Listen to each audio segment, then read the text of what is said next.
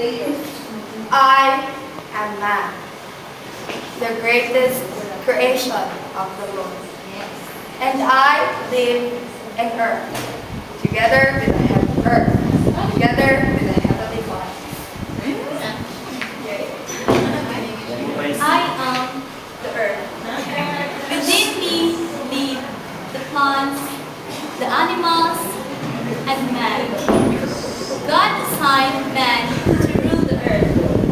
Therefore, man is the ruler of the plants, the animals, and every living creatures that surrounds it. Indeed, earth is ruled by the man.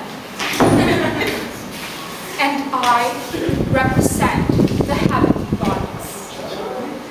The parts of the heavenly bodies are the stars, other planets, the meteors, the comets, and the sun. I am nothing